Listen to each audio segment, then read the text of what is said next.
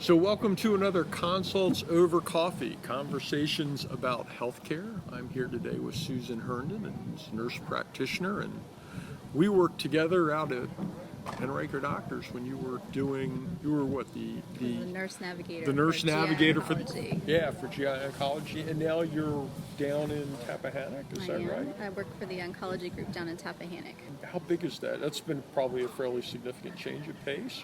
Busier in some ways, slower in others. We're at 67-bed hospital down there, so we don't even have an oncology inpatient unit, so it's a big change. Our clinic is much smaller. So I do mostly outpatient. Occasionally we have some patients who are in the hospital, and then part of my job is to see them as needed as well, or to do an occasional consult in the hospital.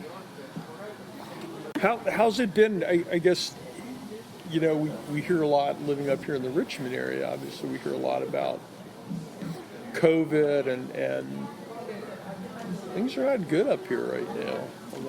But how are things down there in comparison?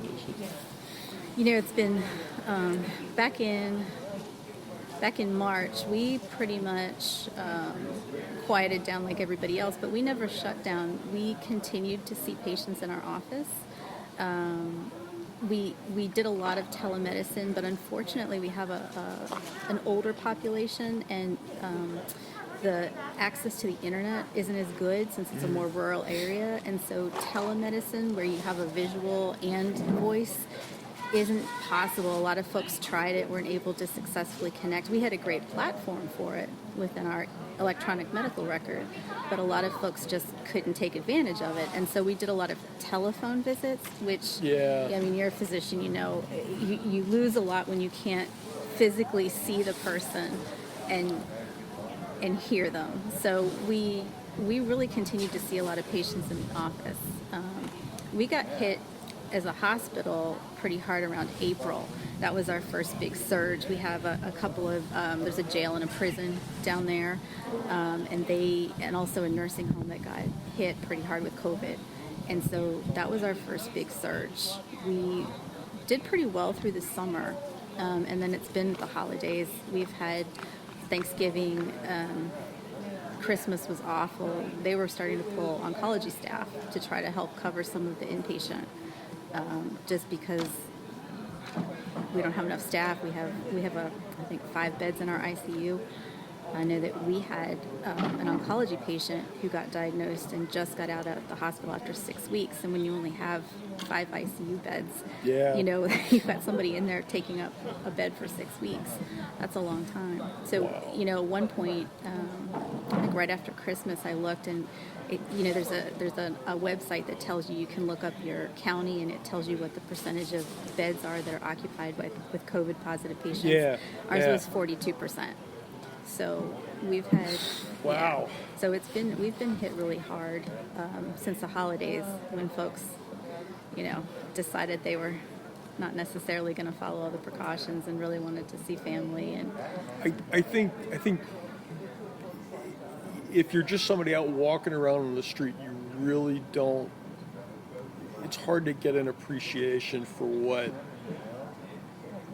the holidays and the colder weather have done to the rate of infection and the incidence of infection. It's just really, it's kind of frightening. Well, we have patients who, they are required to wear a mask in our office.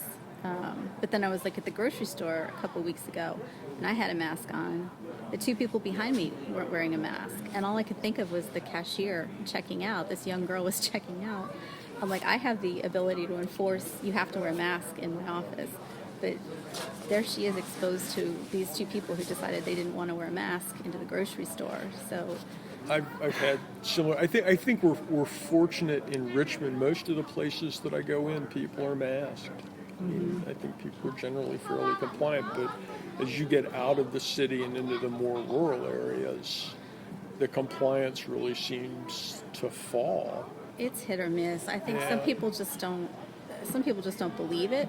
They just don't. But I've also met a lot of patients, a huge variety of patients who've come in since March, who've had family members who've died from it or been hospitalized with it, and it's a variety of people. It's not just one group of people that haven't been affected in some way, but definitely over the last month or so, a lot more people are being impacted.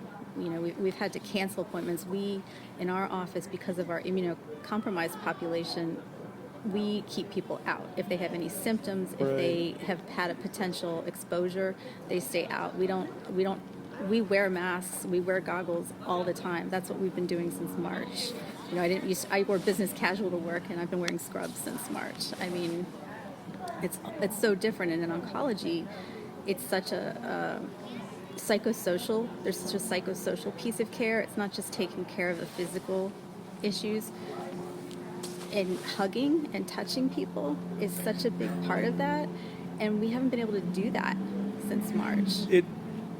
It's interesting. Back when I was in medical school, the guy that taught me physical diagnosis was a gastroenterologist actually named John Farrar, who was like one of the pillars of gastroenterology. I didn't know this. I was a third year medical student. What did I know?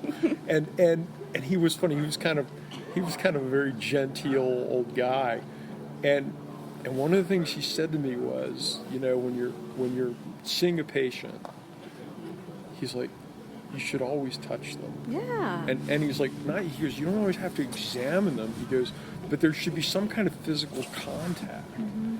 He goes, because you know what? And I remember the phrase. He goes, "The fox is in the hen house." He goes, "Gotta calm everybody down." And he goes, and touching people goes a long way to building relationships and soothing troubled spirits. It does. And you're right. You don't get to do that now. No,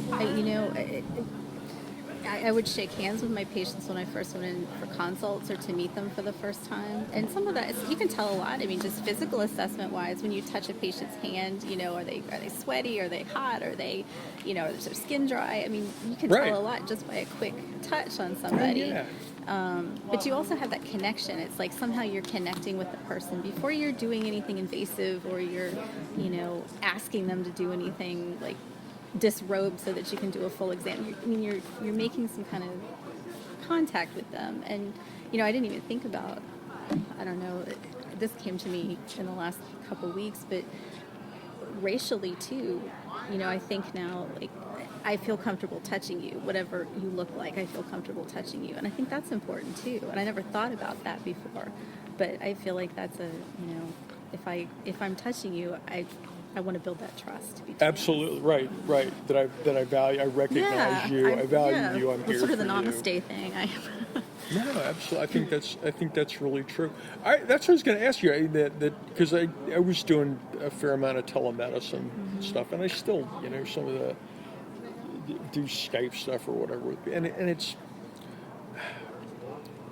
it's okay, but I don't know that it's the big same. Hole. No, there's a big hole. There's a big piece missing when you do that. I do have a couple patients that, there's opposite ends of the spectrum here with COVID. I mean, there's folks who are out there partying and doing everything they want to do whenever they want, and then there's a whole group that really hasn't left the house a whole lot since March. I mean, we're going on almost a year of people being really isolated and not going out for meals and not seeing friends. And I do have some older patients especially who I've really just communicated with on telemed, and we had already had that relationship built up before we did that, and I think that helps because we've already sort of had a relationship based on touch and in person. But the patients I've never met before, it's really hard to do telemedicine. I feel like there's a wall in there somewhere. Even if you can see the patient, you still like this, I don't know, it's this big wall.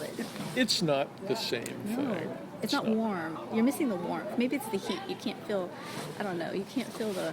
But right. I think it gets back to right. People come in to visit you, and part of the interaction is with another human being. It's like, I can see you, I can touch you, Right. All the senses. I can smell you. Right. Right. I mean, all of those things are part of the experience of being with another person. Right. And vice versa. Right. I mean, that it helps them form that relationship as well. Right. Well, it takes you down. You're not necessarily this provider that, Oz. is, yeah, Speak you're just to like Oz. the regular person who wants to help them. I think that makes a big difference. Absolutely. I mean, and that's what I used to say to people all the time. I mean, they were, I'm on your dime. Mm-hmm. I mean, because there is sort of this mentality. Oh, you're going to see the nurse practitioner. You're going to see the doctor. It's like, Right. I'm a guy doing a job. I'm Right. working for you. Right. Right. And so tell me what your needs are. And I think Right. that's just that doesn't get established a lot of times, or at least it's not really. A lot of patients will say, no one's ever said that to me in that way. Mm-hmm. But it's like, in a lot of ways, I'm no different than the guy putting a roof on your house. Mm-hmm. I'm working for you. Mm-hmm. If I'm not meeting your expectations, you need to let me know. Right. Or you need to replace me. Right. It's more intimate than a roof. It is more, infinitely more. But the concept is the same, which is I'm working for you. I am Right. here to serve you. You Right. are not here to bask in my wisdom. Right. Exactly. I mean, hopefully I can help you with your problem. Right. Right. But at the end of the day, I'm here to serve you. Right. A lot of what I do is spend time teaching, and when I see somebody who's coming in for a new blood disorder, or, a lot of times they're terrified because they're walking into the cancer center, and we of course do blood disorders too, so Right. it's not all about cancer every time. But a lot of it, the first 5 minutes is just calming them down onto why they're even there, and that they don't necessarily have cancer, and we're gonna do some tests and look into it. I think that's true. It's funny you bring the cancer center. It's the same thing you used to get folks that would come in and they have some incidental, like a cyst, a liver cyst or something that for us, you kind of go, yeah. Right. But, Right. what they For hear is, them. I have a spot on my liver. Right. Absolutely. And they're going to be like laser focused on that until we figure out. Yeah, and sometimes, the most important thing you can do for them is just to kind of go, don't worry. Right. You're going to be all right. This Right. is, it's like, pancreatic cyst is what Right. people like. Oh, right. Right. No one ever said abnormal and pancreas in the same sentence without scaring the daylights out of somebody. Absolutely. And so again, but being receptive to those concerns and Right. being And the able to- teaching, that was what I was thinking Yeah. of. It's just, I spent, after the 5 minutes of calming him down, I spend like the next 10 minutes, we look through all the labs. Well, this is why you're here. Let me explain what this means. Oh, so 15 minutes into it, now we're finally at the point where we can have a conversation about... Which kind of gets to the thing of when you realize, like, the average family practice visit these days is 8 minutes. Right. I did some time in primary care when I first started. I mean, you've got a laundry list of things to address for folks. I mean, tons of chronic health conditions, and you're given 8 minutes to try to make it all make sense. And then, there's such a focus on diet and exercise. But okay, you need to lose weight. But nobody ever gets this right. Nobody ever sits down and sort of explores. Actually, I had that experience with my own primary care. She's like, you need to lose weight. I'm like, yeah, I get it, but let me tell you what I've been doing for the last year and why. I don't care. I don't have You just time. need to lose weight. Right. I'm like, okay, great. You're right. It's a product of the system, I think, as much as anything else. Right. But that's, that goes back to the psychosocial piece with cancer care too. And like with COVID right now, how it's really impacting our patients is so many of the folks where I am, a lot of them have estranged relationships with family. They don't live with anybody. They live by themselves. They don't have transportation. That's a huge problem out where we are. They don't have transportation and everything's farther away. And then you tell them, oh, you have cancer. And cancer diagnosis immediately, no matter what you've thought about the rest of your life, you're going to live forever.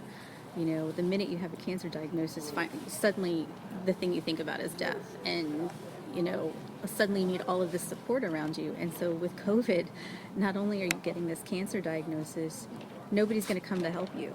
like you can't be around Yeah, other people. wow. So resources like transportation companies or churches that helps with meals or Right, hey, right. let me drive you to your appointment. That's not available anymore. Like, so a lot of these folks who really, really find themselves in a position where they need something suddenly don't have the access that they did anymore. A lot of people find a lot of, spirituality is so important to them. And so to not be able to go to church in person on Sundays and get that support from their church congregation when they have a diagnosis, that's where a lot of people feel like folks rally around them, strangers or, church family, Right. not necessarily blood relations. And Right, but community. yeah, and community is so important when you have a cancer diagnosis. And here we are in the middle of this pandemic where we're told that community's bad, everybody stay away from each other. People don't do as well when they feel unsupported, when they're emotionally not in a good place, when they're anxious, when they're depressed, when they're isolated. Absolutely, that's Folks true. don't do True with well. cancer patients, Yeah. especially. Yeah, absolutely. Are there workarounds in the community that people have come up with? I mean, is there any kind of telemedicine or telemedicine type community support that people can reach out for?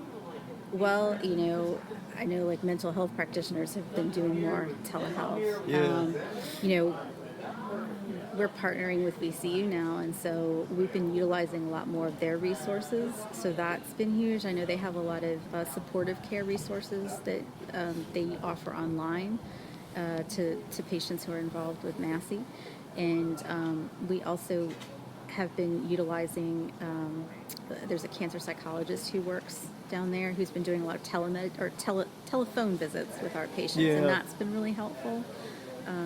But as far as the community goes, things like food, you're not supposed to share meals right now, and there aren't as many. They're just, we were already in a place where we had very few resources to help some of these patients, and now since the pandemic, the community support, it's hard in a different way. I'm not on the front lines as far as working next to COVID patients in the ICU every day, but like the pandemic's affected everybody just in different ways. So even though I'm not dealing with being face-to-face with COVID patients and trying to keep them directly alive each day, it's really impacted cancer care too, because we can't offer patients the same support. I mean, we've been trying, Right. but the needs are greater because there's more isolation and less needs being met through the community. So then we have a lot of folks who come in to see us. We spend a lot of time doing a lot of mental health stuff right now that, it's always been a part of the care we give, but it's been, you can almost count on it being a significant piece of every visit now. It's just, this is a very stressful time in this country on a lot of levels. Well, and political stuff too. I mean, we have patients who we have to do as part of our cancer assessment when they come in. We have to do a distress score. It's part of the cancer guidelines. So we do a distress score, and if they have a score of 5 or above, we're supposed to do something about it. But I'll tell you, most of the folks who come in with a distress score now, it's either the pandemic or politics. And it's like you try to listen, but I can't change a lot of that. So it's true. I think it's just an argument or another piece of evidence that getting this whole thing under control just is really critical to anything going forward. And the idea that somehow we could just bull our way through this and everything would be fine was probably one of the most poorly thought out. I mean, I've just had my second dose of vaccine this week, and I'm really, really grateful for that. But the other piece is I'm on Facebook, I post a lot about the vaccines because I'm really hopeful that by folks hearing from someone who they trust who's had it, that they're going to be more likely and more willing to go get it themselves when it's available, because I really think that that's probably what it's going to take to get us out of this.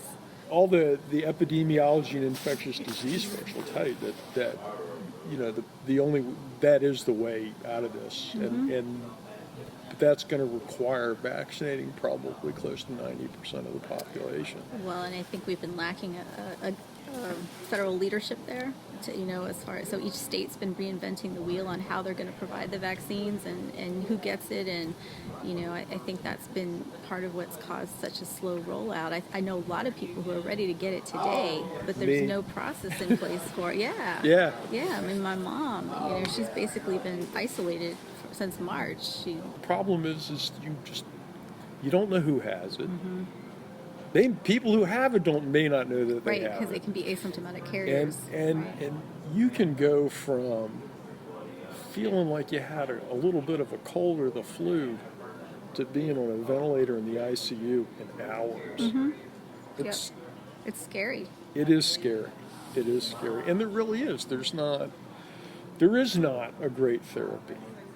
I mean, once you have it, there's better supportive care than there was. Yeah, there's a lot better supportive care, and we've had more time to figure out what works. And compared to March, where nobody knew what to do. Right.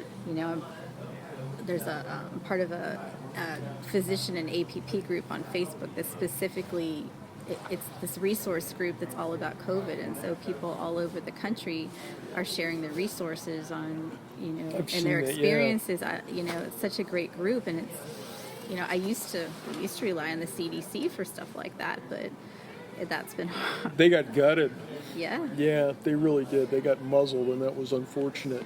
It pains me to listen to this smear campaign of Anthony Fauci, who, I was in medical school when AIDS first hit, and it was a death sentence, and it was ugly.